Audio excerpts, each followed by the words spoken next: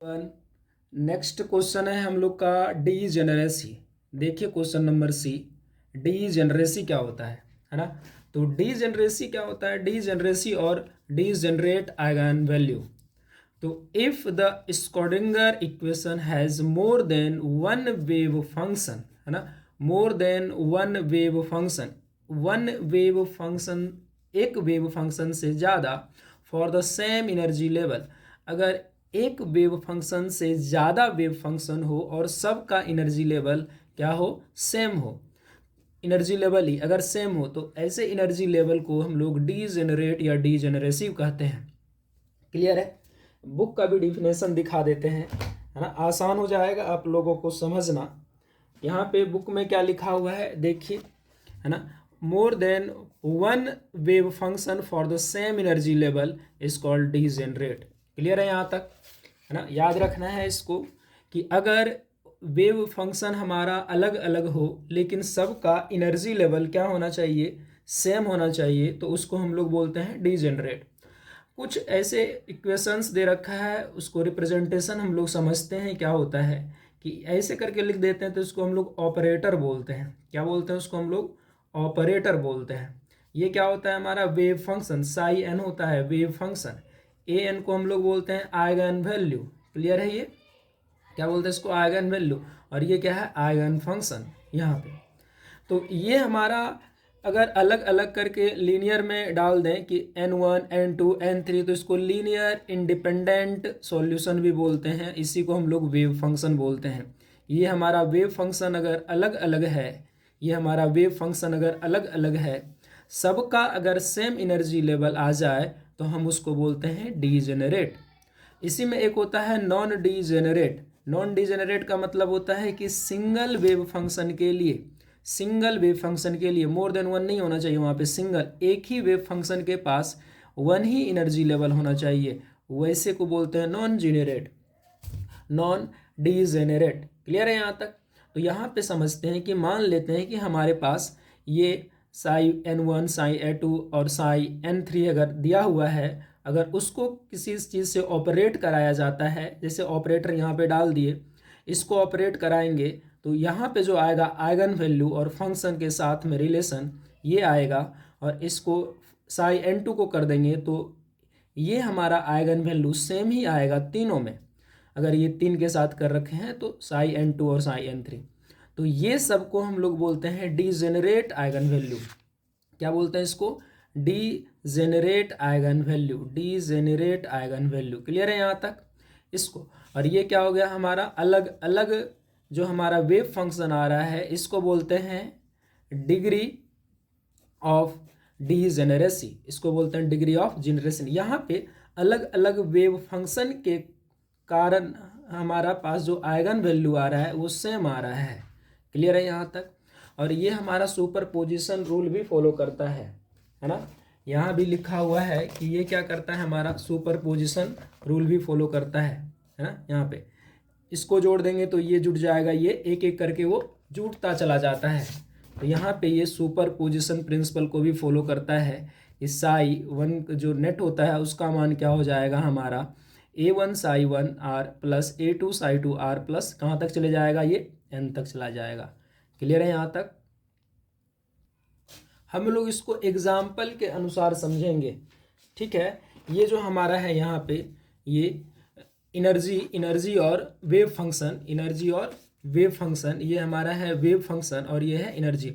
अलग अलग wave function के कारण सेम एनर्जी लेवल कैसे आता है, तो फॉर्मूला डेरिवेशन किया जाता है कि एनर्जी लेवल का जो फॉर्मूला होता है ये होता है E(n(x) Ny(nz), ये होता है h² 8ma² nx² ny² और nz²। जो हमारे पास वेव फंक्शन का जो फॉर्मूला होता है ये होता है √8/a² sign n1 πx/a sign n2 πy/a sign n3 πz/a। Clear है यहाँ तक। तो देखते हैं कि अलग अलग इसका फॉर्मूला होने के बावजूद भी, अलग अलग वेव फंक्शन होने के बावजूद भी हमारा एनर्जी लेवल कैसे बराबर आता है। तो ये एक्स वाई जेड का मतलब होता है कि जो ये 3D, ये किस में है, 3D क्यूबिक स्पेस में है। एनर्जी और वेव फंक्शन का जो फॉर्मूला निकाले हुए हैं हम लोग 3D क्यूबिक स्पेस में निकाले हुए हैं। 3D क्यूबिक स्पेस में हमारा एक्स वाई और जेड तीनों आएगा। तो मान लिया गया कि यहाँ पे ग्राउंड स्टेट पे, यहाँ पे ग्राउंड स्टेट पे अगर ये तीनों है, कोई भी एक एटम यहाँ पे है या तो कोई भी एक इलेक्ट्रॉन यहाँ पे है, ये किस पे है, ग्राउंड स्टेट पे। इसका मतलब एन एक्स का मान भी 1 होगा, एन वाई का भी मान 1 होगा और एन जेड का भी मान 1 ही होगा। तीनों इसी पे है ना। कोई एटम एक्स में भी 1 पे ही गया, वाई में भी 1 पे ही गया और जेड में भी 1 पे ही गया। ये है इन ग्राउंड स्टेट जो N1 पे है, फर्स्ट स्टेट N2 पे और third step second step N3 पे है। इसका कहने का मतलब क्या हुआ कि फॉर ए ग्राउंड स्टेट, अगर हम बोले कि ग्राउंड स्टेट में इसका क्या क्या होगा, Nx Ny और Nz, तो ये तीनों बराबर होगा, सबका क्या होगा, 1 होगा, है ना। तो Nx बराबर भी 1, Ny बराबर भी 1 और Nz बराबर भी 1। तो एनर्जी लेवल जो आएगा, इसका एनर्जी कितना आएगा, Nx 1 1 1, ये फॉर्मूला h² अपॉन 8ma का होल स्क्वायर, Nx के जगह पे 1, Ny के जगह पे 1 और 1 कर दिए, 1 1 3, 3h² अपॉन 8ma का होल स्क्वायर। क्लियर है यहाँ पे। For first is 1 is first state और अदर इज ग्राउंड स्टेट। जी यस, ग्राउंड स्टेट। क्लियर है। इसमें कहने का मतलब है कि अगर इलेक्ट्रॉन एक में फर्स्ट स्टेट चला जाता है एक्स में, अब बाकी वाई और जेड में क्या होता है, ग्राउंड स्टेट में ही रहता है। अगर वो इलेक्ट्रॉन एक्साइटेड होकर के एक में चला जाता है, मान लेते हैं कि एक्स में चला गया, है ना, फर्स्ट स्टेट में, तो दूसरे में सब दोनों क्या रहेगा, ग्राउंड स्टेट में। अगर वाई में चला गया फर्स्ट स्टेट में, तो एक्स और जेड में क्या रहेगा, ग्राउंड स्टेट में। अगर जेड में चला गया फर्स्ट स्टेट में, तो एक्स और वाई में क्या रहेगा, ग्राउंड स्टेट में। जैसे 1 1 2, इसका मतलब क्या होता है, एक्स वाई जेड, एक्स और वाई में है हमारा ग्राउंड स्टेट, जेड चला गया फर्स्ट स्टेट। 1 2 1 मतलब क्या हुआ इसका कि 1 में हमारा एक्स ग्राउंड स्टेट, 2 है हमारा फर्स्ट स्टेट और जेड है हमारा ग्राउंड स्टेट। ये क्या हुआ, एक्स है हमारा फर्स्ट स्टेट, वाई है हमारा ग्राउंड स्टेट और जेड है हमारा ग्राउंड स्टेट। तो इस तीनों में से हम लोग एनर्जी लेवल निकालते हैं, क्या होता है इसका 1 1 2 का होल स्क्वायर, 2 दूनी 4, 1 5 1 6, 6h² अपॉन ये आ जाएगा। इसका भी 1 2 और 1 यहाँ पे पुट करते चले जाएंगे, 1 2 1 1 2 1 1 2 2 1 1 ऐसे करके 1 2 1 कर दिए, 2 1 1 करके रख दिए। तो सब में हमारा जो एनर्जी आ रहा है सेम आ रहा है ना। एनर्जी क्या आ रहा है, सेम आ रहा है। इसका कहने का मतलब है कि ग्राउंड स्टेट पे अगर तीनों है तो एनर्जी ये आएगा, और ये अगर अगल बगल भी हो जाए तो कोई फर्क नहीं पड़ता। एक किसी एक में चल जाए फर्स्ट स्टेट, बाकी दो क्या रहे, ग्राउंड स्टेट, तो एनर्जी ये हुआ। वहीं पे हमारा जो वेव फंक्शन है, उसका वेव फंक्शन क्या है हमारा, √8 अपॉन a²। यहाँ पे ये फॉर्मूला है n1 π1।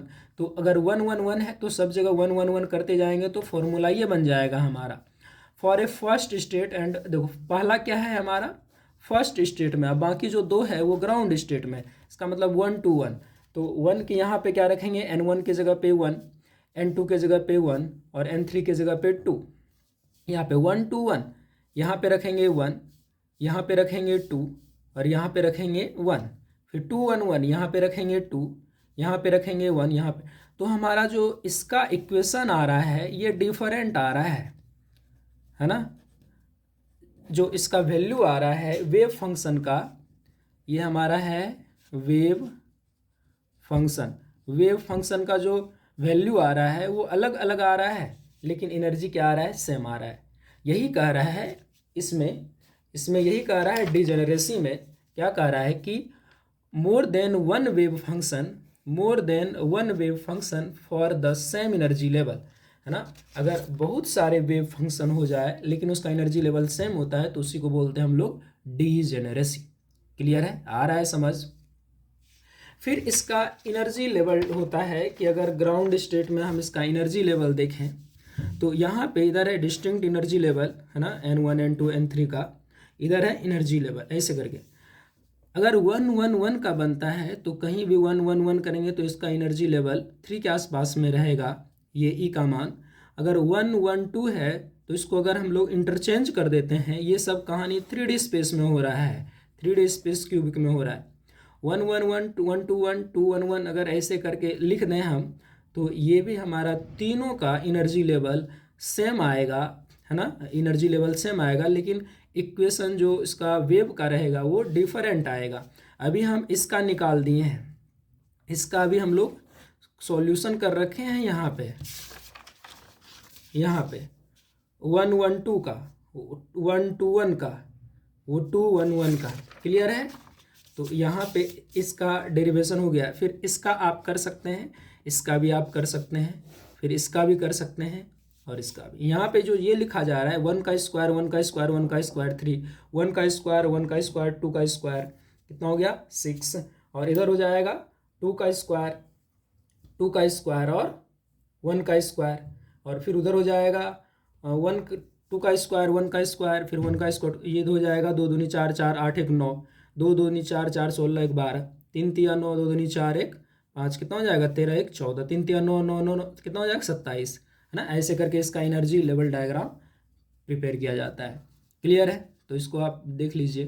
Thank you.